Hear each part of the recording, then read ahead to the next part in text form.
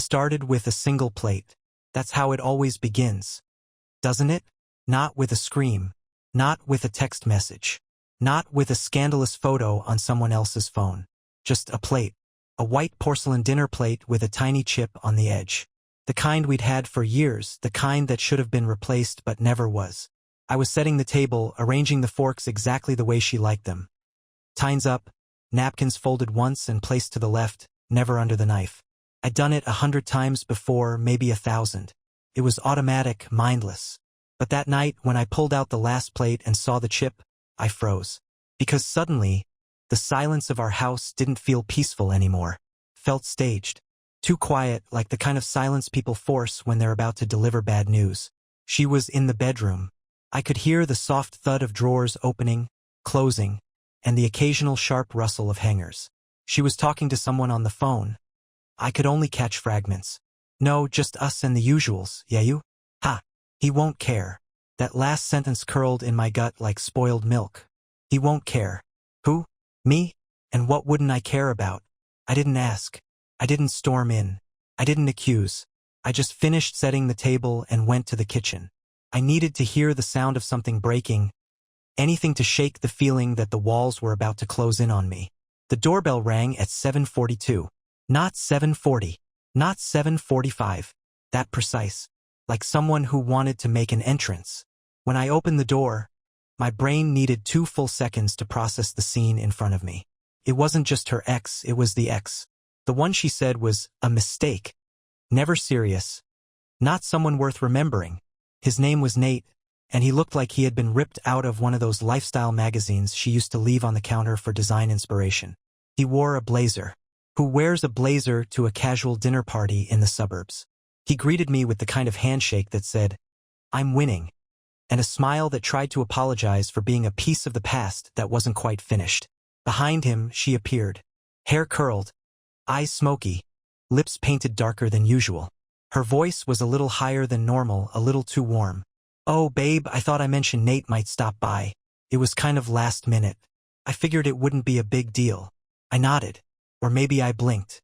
My hands worked on autopilot, gesturing him inside, offering a drink, going through all the motions of a host while my mind screamed behind my eyes. The guests arrived in waves. Small talk began to fill the space. Music hummed softly in the background. And Nate never left her side. He poured her wine before she could ask. He pulled out her chair before she sat. He brushed something off her shoulder. Something that wasn't even there. And when she laughed, it was too loud. It cut through the room like a dropped glass. At one point, he touched her waist.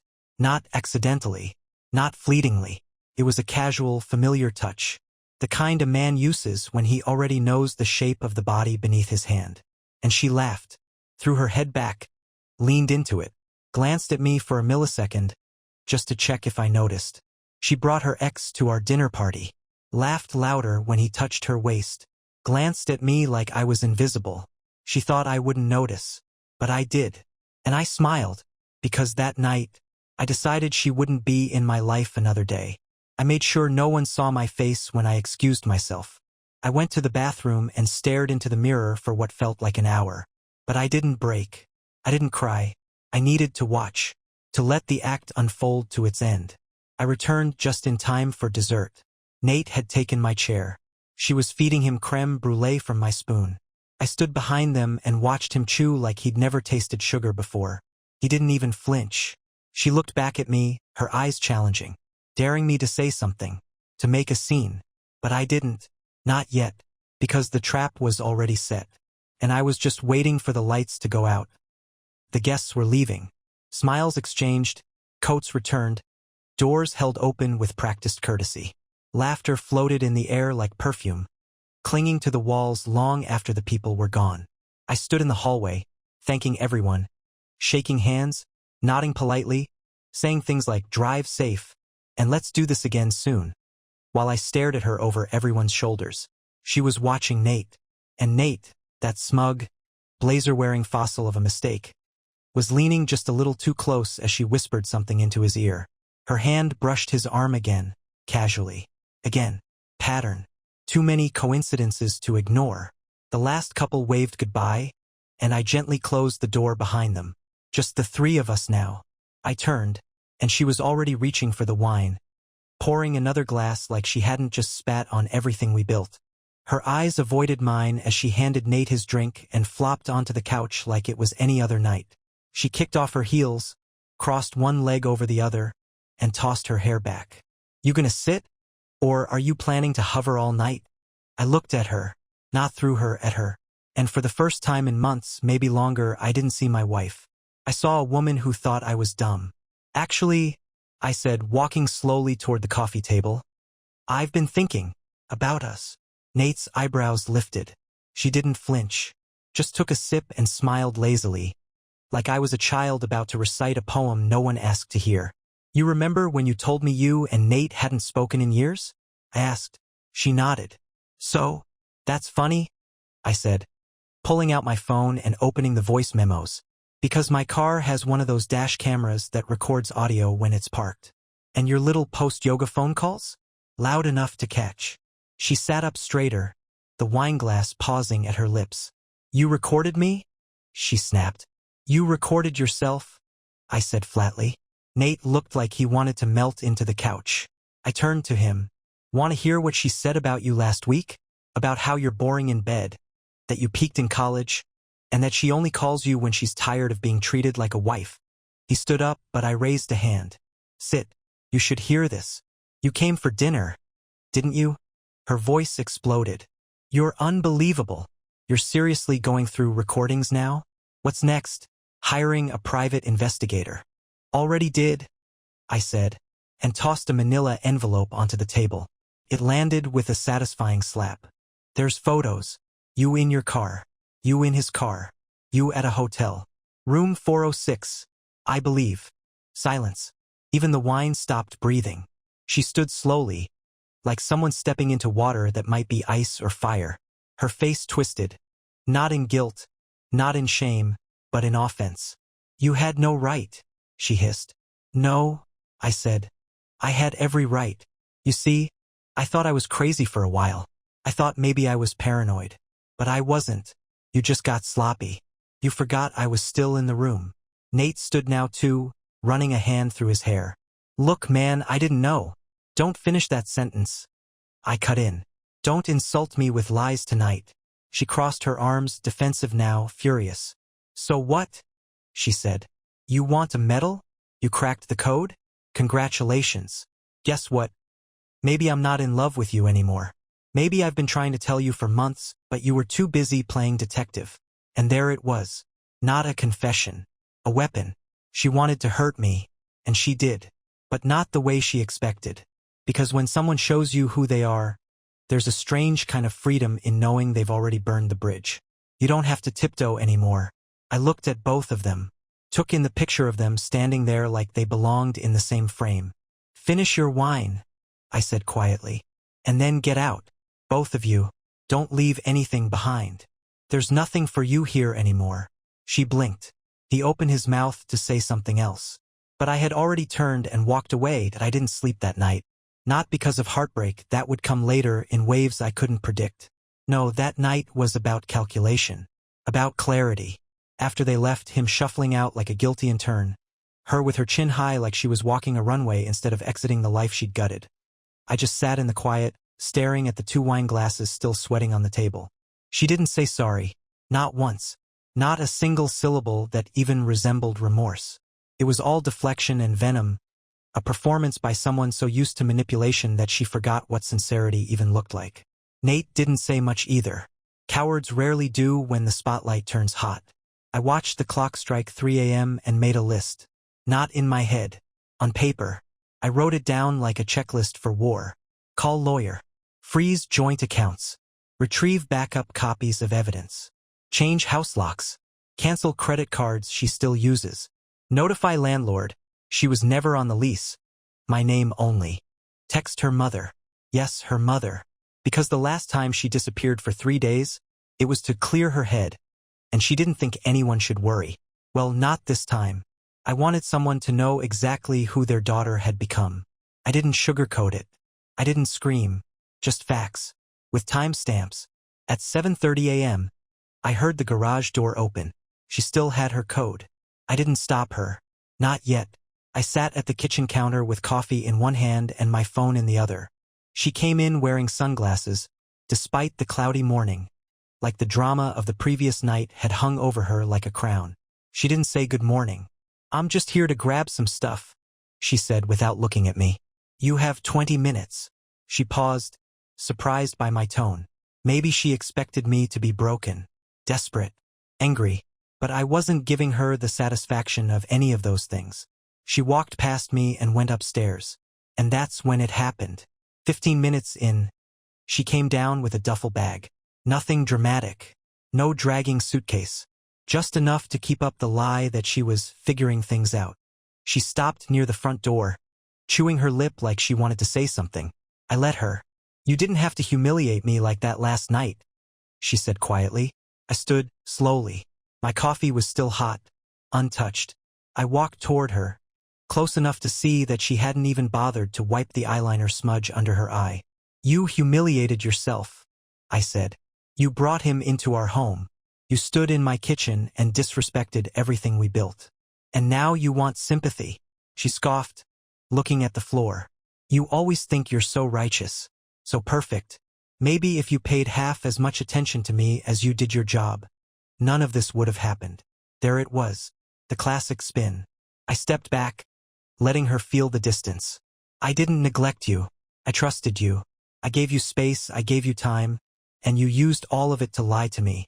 And now you're trying to make this my fault because you can't face the truth. You got bored. You thought no one would notice." She opened her mouth to speak, but I stopped her with one hand raised. "You're done here."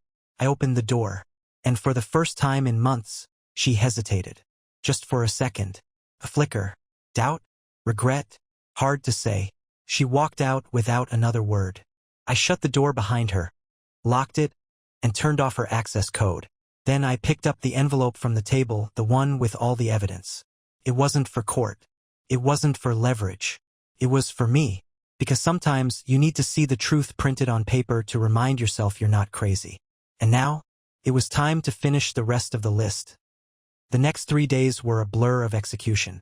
Not grief, that was sealed off in a box somewhere, waiting to leak out when I least expected it, but cold, deliberate action. I operated like a man on a mission because when someone tries to destroy your sanity and walk away like it never happened, the best revenge isn't rage. It's control. First thing I did was meet with the lawyer. I didn't want advice, I wanted options. She wasn't on the deed, the utilities, or the lease. All things I'd insisted on when we first moved in, back when I told myself it was because I was protective. Turns out I was just giving my future self a lifeline. "She has no claim," the lawyer said, flipping through the files. "But she might try to stir up dust, especially if she realizes what she lost." "Let her," I said. "She's already proven she's good at pretending." Next, I boxed up her things. Not gently, not like they show in movies, with lingering glances and soft piano music playing in the background. I threw everything into cardboard like it was radioactive. Clothes, shoes, makeup, all of it. Even the little things. Especially the little things. The candle she insisted we light every Sunday. The mug that said "Wifey" in gold script. The photo booth strip she made me keep on the fridge, where we looked so happy it almost made me sick. All of it into boxes, labeled, taped shut. I left them by the door and texted her one sentence.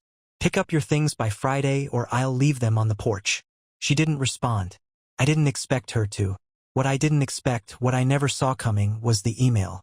It landed in my inbox at 2:13 a.m. on the 4th day. No subject line, just her name in the sender box. I hovered over it for a long moment before opening it. The message was short. "You're blowing this way out of proportion. If you weren't so cold and distant all the time, maybe I wouldn't have needed Nate. I never even slept with him. Not that it's any of your business anymore." I stared at it.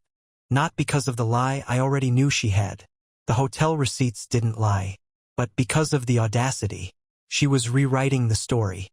In her version, she was the neglected heroine, seeking warmth from a cold world. I was the villain with a clipboard and no soul.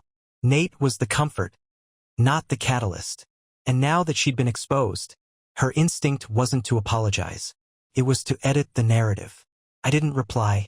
Instead, I took screenshots, backed up every photo, every call log, every damning message from my phone and hers, still linked to the cloud she forgot to log out of. I wasn't going to use them. I wasn't going to stoop. But I needed to know that if she tried to torch the truth, I'd have water. Then, as if the universe wanted to throw a match into an already volatile room, I got a call the next morning from Allison, one of our friends, the kind who always knew just a little too much. "Hey, so, I thought you should know something," she began, hesitating. "What?" "Well, apparently she's been telling people that you kicked her out without warning, that you've been emotionally unavailable for over a year, and that you might have had someone else." I almost laughed. Not because it was funny, it wasn't, but because it was so predictably pathetic. She was scrambling now, throwing sand in the air, hoping no one would look closely at her footprints. "Thanks for the heads up," I said. "Let her talk. I'm done playing defense." That night, I sat on the edge of the bed that was now too big for one person and stared out the window. I didn't cry. I didn't scream. I just sat there with a strange calm building inside me. It wasn't over, but I had just figured out how it would end. Friday came, and with it, rain. Not the poetic kind that taps on windows and invites reflection. This was a relentless, sideways storm, soaking everything in its path like it had a score to settle. I took it as a sign. Her boxes sat by the door, untouched. 5 of them, labeled in thick black marker. Clothes, shoes, toiletries, misc, and memories. The last one a bit of dark humor on my part. I had nearly added a 6th box labeled lies, but decided she wouldn't know what to do with it anyway. By 3 p.m., I hadn't heard from her. No call, no message. I stared at those boxes like they were ticking, like they might explode with everything she refused to say. Then I grabbed a tarp, dragged the boxes onto the porch, and laid them out like corpses under plastic. She could come collect her past like curbside trash. I went back inside, locked the door, and turned off the porch light. That should have been the end of it. It wasn't. At 6:47 p.m., headlights swept across the living room walls. I didn't move to the window, didn't need to. I knew it was her. The engine idled longer than it should have. I imagined her sitting there, debating whether to come to the door, rehearsing some final performance. But she didn't knock.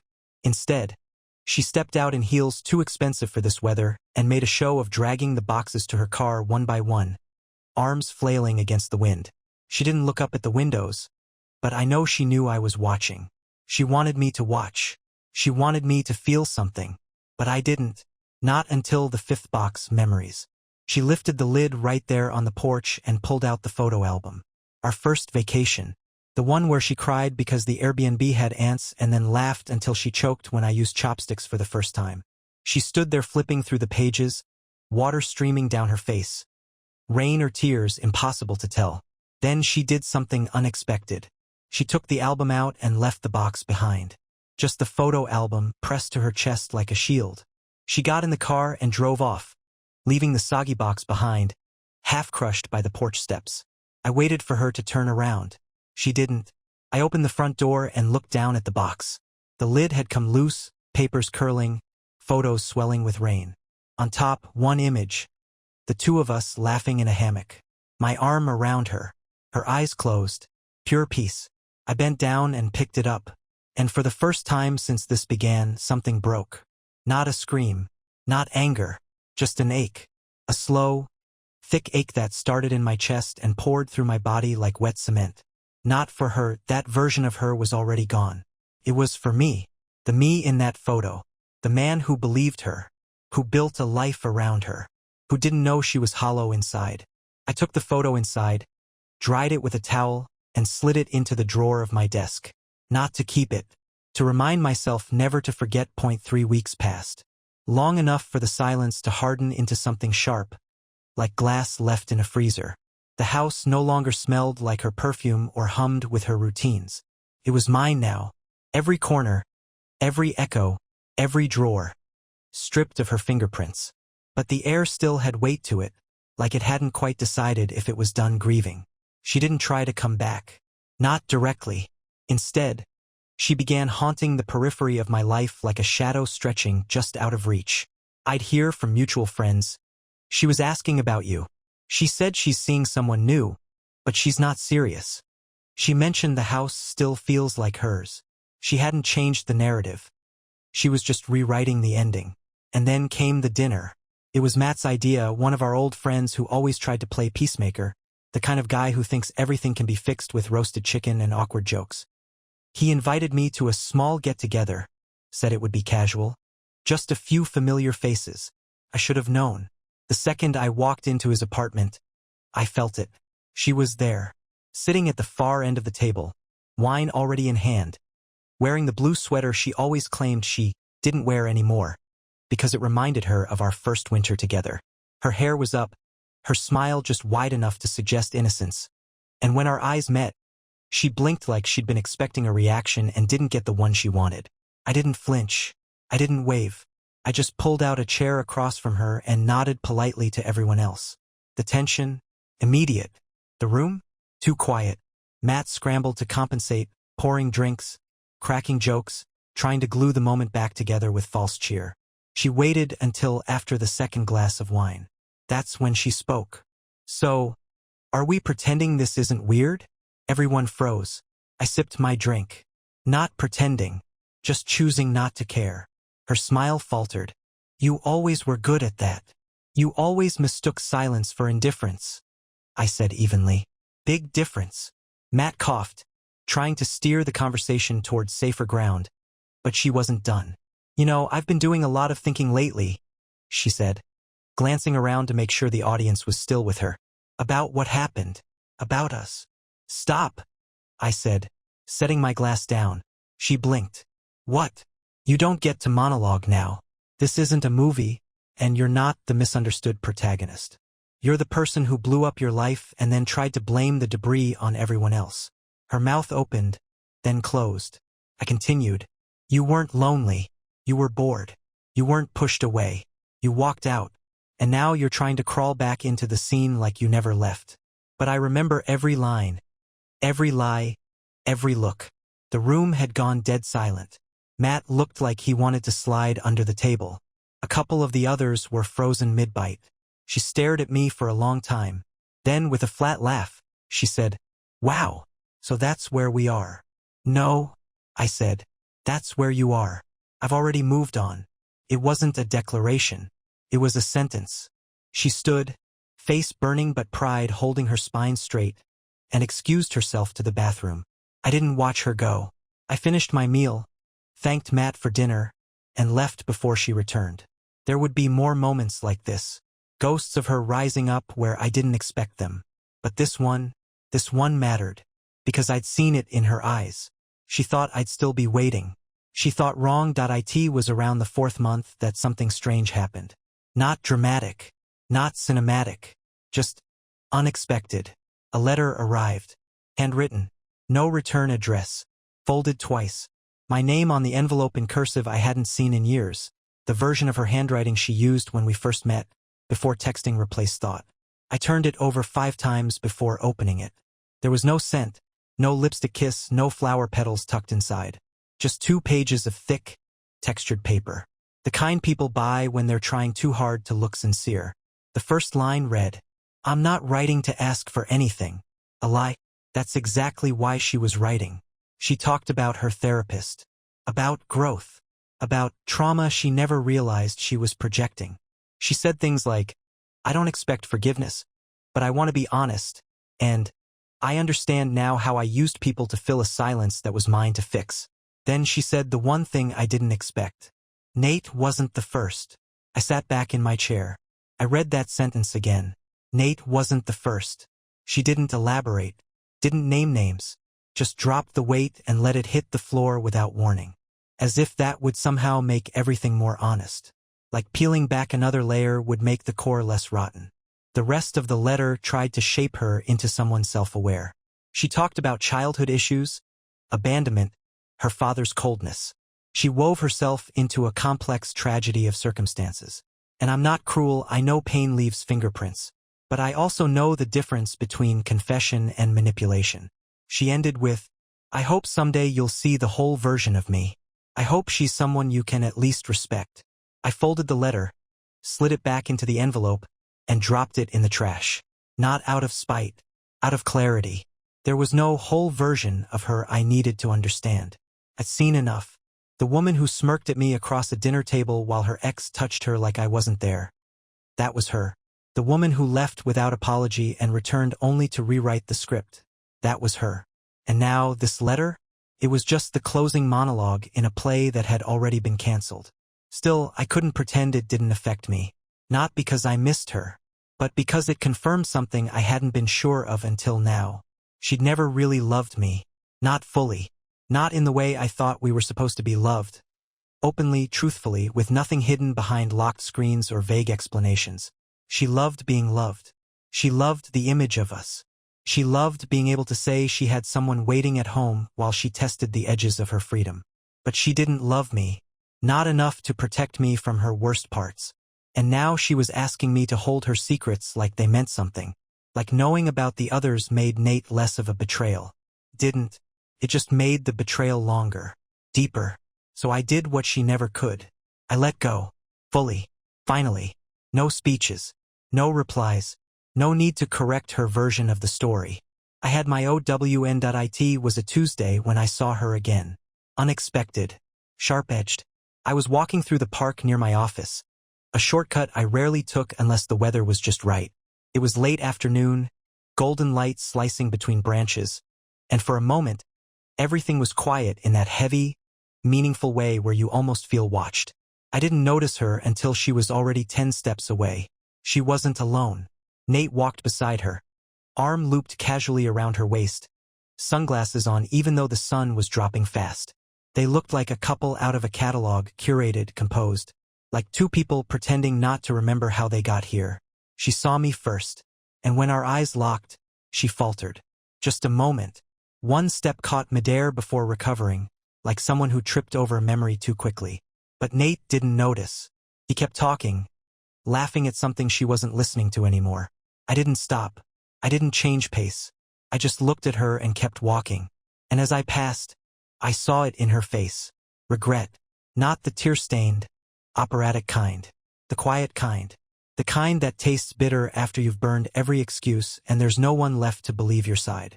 She'd told herself the story so many times she almost bought it. But the truth has a way of surviving. It lives in the eyes of people who knew you before you turned into someone else. And me? I didn't flinch. Because by then, I had someone new. Not a replacement. Not a rebound. Just real. Her name is Elise. We met at a friend's gallery opening. She didn't try to impress me. Didn't overshare or overstay. She asked good questions and laughed with her whole body. There was something easy about her. No games. No double meanings.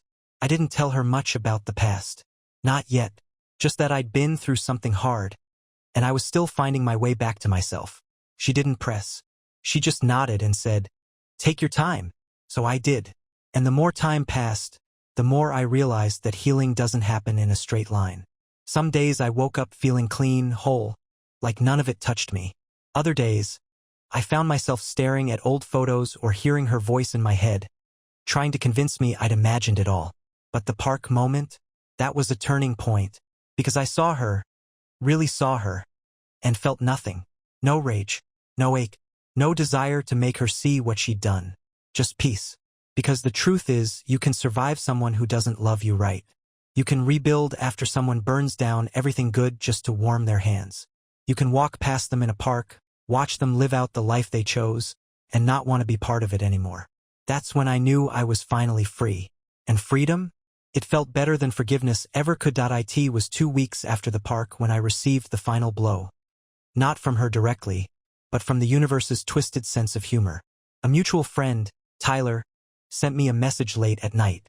Just a link and 3 words. Thought you should know. Curiosity 1. I tapped the link. It was her. Again. A blog post. Her blog. I didn't even know she had one. The title was something dramatic, almost poetic. When Love Doesn't See You. I read it. All of it. It wasn't about me by name, but it was about me in every way that mattered. A sanitized version of our story, polished and weaponized, told from the viewpoint of a woman abandoned emotionally and forced into connection with someone from her past out of desperation. The villain me was portrayed as cold, rigid, obsessed with control. a man who never saw her. She wrote about the dinner party, our dinner party, and described it as a night where she finally realized she deserved to feel alive. No mention of betrayal, no mention of deceit, just her liberation from a gray marriage full of polite silences. And then the last paragraph. Sometimes, the person you shared your life with becomes the ghost you must bury. Not because they died, but because they never truly lived beside you. It would have made me laugh if it hadn't been so skillful. She knew exactly what she was doing, framing herself not just as the injured, misunderstood woman, but as some tragic heroine in a story of quiet suffocation. I sat there staring at the screen, the words burning not because they were lies, but because I knew people would believe them. She always had that gift. But what she didn't know was that I'd already made peace with never correcting the record. Let them believe what they want. Let her paint in pastels what was always grayscale. I'd lived the real version. That was enough. Still, something shifted after reading it. Not anger, not sadness, certainty. Because the difference between people like her and people like me is this. When everything fell apart, I stayed behind to clean the rubble. I faced it. She ran. She wrote stories about the wreckage and signed her name at the bottom like she hadn't thrown the first match. So I wrote something of my own. No blog, no drama, just a letter, printed, folded, placed in an envelope without a stamp. To the version of you I once loved. It began. I didn't write to forgive. I didn't write to reconcile. I wrote because I needed to pour out the final drops of her poison, not to hand it back to her, but to pour it down the drain. I ended it with this. You wanted to be seen, so I saw you, and I walked away, not because I stopped loving you, but because you never learned how to love anyone without using them as a mirror. I never sent it. I didn't need to. It was never about her anymore. The final part didn't come with a bang. No dramatic voicemail, no teary sidewalk encounter, no poetic closure served over coffee. Came with a knock on my door. A quiet one. Late. Unannounced. I opened it and there she was, wearing a black coat. No makeup. Hair pulled back. The kind of look that's supposed to scream, "This is real." But I knew better now. I knew the costumes. She didn't say anything at first. Just looked at me like she was waiting for something. A flicker of softness, an invitation, a crack in the armor she once pierced so easily. I gave her none of it. "I know I shouldn't be here," she finally said, voice barely above a whisper. "You're right," I replied. That stunned her, like she'd come rehearsed for a longer scene and I'd cut the script short. I needed to say something," she said, fidgeting with the sleeves of her coat. "I read your silence like you didn't care, but I know now it was because you did." I leaned against the doorframe, calm, silent. "I wasn't trying to rewrite history," she lied. "You published it." She blinked. I didn't say more. I didn't need to. She shifted, hands clasped now. "Nate and I didn't work out. I'm sure you knew that. He wasn't the point." "No," I said. "You were the point. The choices you made. The things you destroyed. He was just your excuse." She exhaled hard. A soft, bitter sound. "I thought you'd hate me," she said. "I did," I said. "But that's not what you're afraid of. You're afraid I don't anymore." Silence stretched between us. Long, cold, honest. She looked down at the ground. "I was wrong about so many things. I know. I thought you'd always be there. I know that too." She stepped back, finally understanding. Not in words, but in the way her shoulders sank. In the way she looked at the space between us like it was a country she couldn't cross anymore. She didn't ask to come in. She didn't apologize. She just nodded once, barely, and walked away. I watched her leave for the last time. Not with longing, not with pain, with relief. Because when someone shows you the depth of their betrayal, and you survive it, you stop looking for closure in them. You build it yourself. And mine? It looked like a quiet home, cleared inbox, a new key on my ring, and a version of myself I hadn't seen in years. Standing taller, breathing easier, and ready to live a life not built around someone else's chaos. To anyone reading this, if you're in the thick of it, if the lies are still wet and the wounds still raw, hold the line. There is a version of your life waiting on the other side of that storm that you can't imagine yet. But it's there, and it's yours, unshared, uncompromised, undeniably yours.